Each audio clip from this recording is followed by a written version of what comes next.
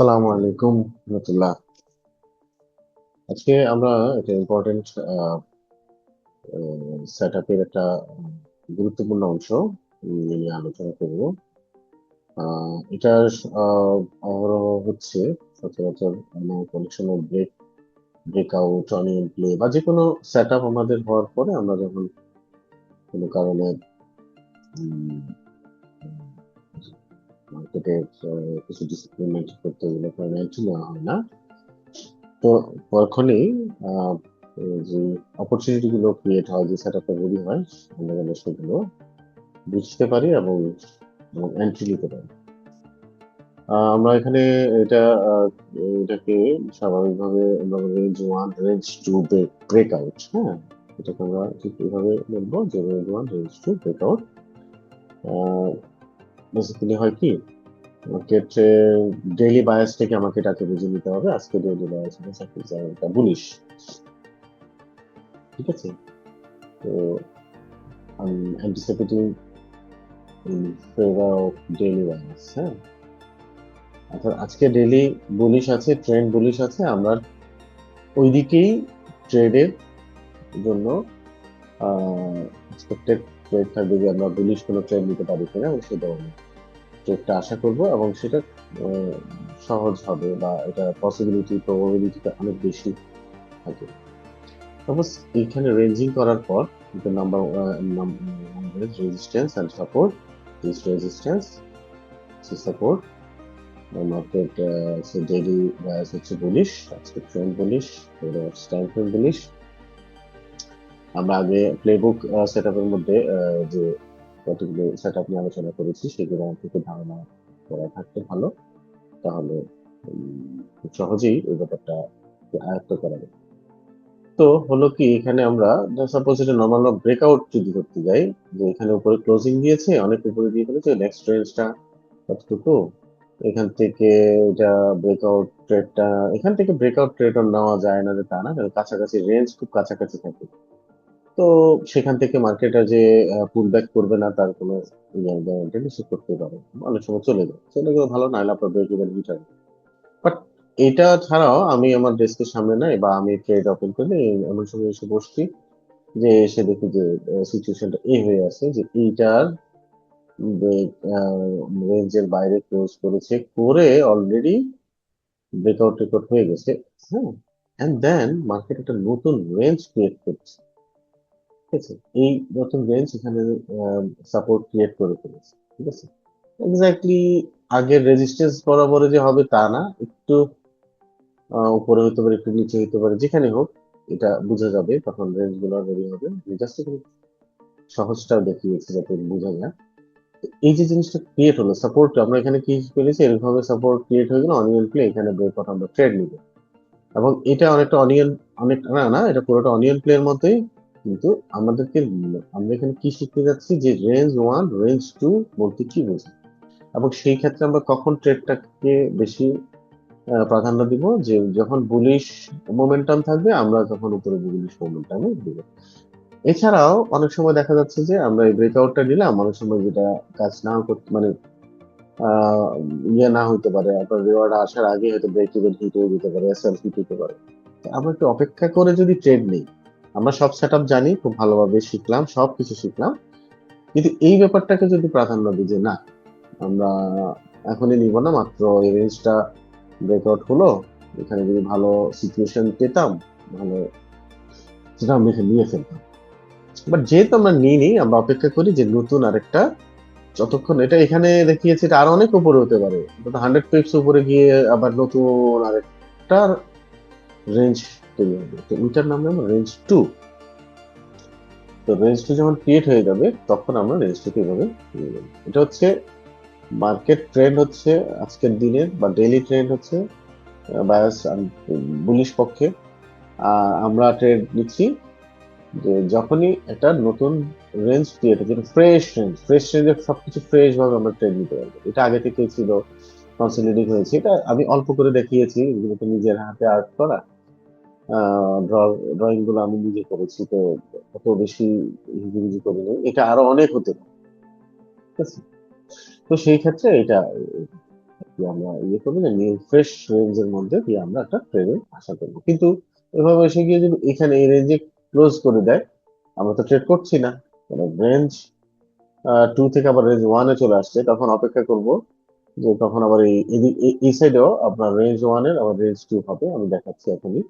সেটা হচ্ছে মানে আমাকে মাথায় রাখবেন যে আমরা এখন আছি, পুরো ট্রেন্ড হচ্ছে কি বুলিশ, এবং আমার রেঞ্জ 1 রেঞ্জ 2 ব্রেকআউট হয়েছে বুলিশ। এখন যেটা দেখাবো সেটা হচ্ছে আমাদের ট্রেন্ড এন্ড আমাদের ডেইলি বায়াস হচ্ছে বুলিশ, কিন্তু রেঞ্জ 1 থেকে রেঞ্জ 2 এটা ব্রেকআউট হয়েছে বিয়ারিশ। তো যখনই এই রেঞ্জের নিচে এটা ক্লোজিং দিল, ক্লোজিং দেওয়ার সাথে সাথে যেহেতু মার্কেট পুরোপুরি আছে বুলিশ, আমরা এখানে রিস্কটা নিব না, আমরা অপেক্ষা করব যে মার্কেট কি করে। দেখেন মার্কেট এরকমই করে, প্রত্যেকগুলো শিখে ফেললে, বারবার ইয়ে করলে আপনি সারাদিন চার্টে এগুলো দেখতে পাবেন এবং ট্রেড নিতে খুব মজা লাগবে। তবে প্রত্যেকটা ট্রেড নেওয়া যাবে না, এটা বারবার বলি যে কিছু এর, এটা হচ্ছে বেসিক জিনিসটা বলে দিলাম। এরপরে এখানে ক্যান্ডেলের উইকের অনেকগুলো ব্যাপার আছে, সেই জিনিসগুলো আস্তে আস্তে আমরা শিখবো, তাহলে কখন কোন জায়গায় এন্ট্রি নিতে হবে, কোন জায়গায় এন্ট্রি নিলে আমরা ভালো করতে পারবো, রিস্কটা কতটুকু হবে, কম হবে, বেশি হবে। দেখেন এখানে বিয়ারিশ কি হলো, রেঞ্জ আরেকটা রেঞ্জ ক্রিয়েট হয়েছে, তাহলে রেঞ্জ 1 থেকে রেঞ্জ 2 ক্রিয়েট হয়েছে, আমার রেঞ্জ 2 ব্রেকআউট হচ্ছে। হ্যাঁ, আমরা এখানে অনিয়ন এখানেও এন্ট্রি নিতে পারি, ঠিক আছে। সুন্দর মতো এইটার লো যখন আবার ব্রেক করেছে, এই ক্যান্ডেলটা, হ্যাঁ এই ক্যান্ডেলটার উইক আরো বড় হতে পারে, একদম এখানে চলে যেত, এখানে চলে যাবে, যেখানে কিন্তু উইদিন টাইমের মধ্যে কিন্তু সেটা ব্রেক করে এখানে চলে আসে কিছু না। সেই জন্য আমরা সেল স্টপ বাই স্টপ ব্যবহার করে ট্রেড করবো, ঠিক আছে। সে ওইখান থেকে একটু করে ইয়ে করে সে উপরে গিয়ে আবার এখানে ক্লোজ করলো, আপনার তো সেল, আপনার ট্রেড অ্যাক্টিভ হয় না, টেনশন কি, উপরে যাক না আসমানে যাক, আই ডোন্ট কেয়ার, আমার কিচ্ছু যায় আসে না। হ্যাঁ, তো আর কিভাবে ট্রেডে মানে এরকম পাওয়ার পরেও অনেক সময় আমরা ট্রেডে এন্ট্রি নিই না, because of candle never lies. হ্যাঁ, ক্যান্ডেল সবকিছু বলে দেয়, তো প্রত্যেকটা ক্যান্ডেলে কিন্তু বলে দিচ্ছে।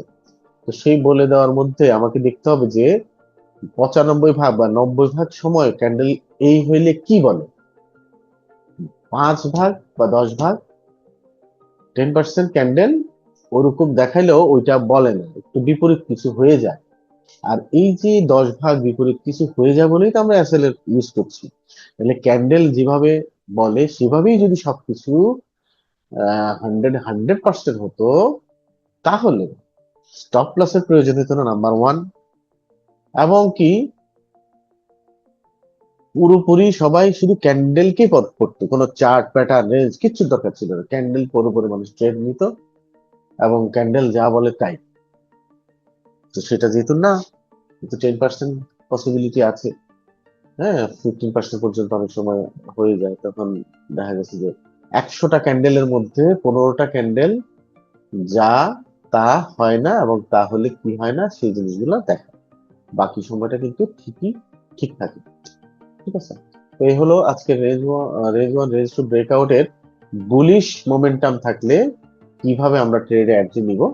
এর পরবর্তীটা আমি আহ, যেটা নিয়ে আলোচনা করবো সেটা হচ্ছে ডেইলি বায়াসে যদি আহ, আপনার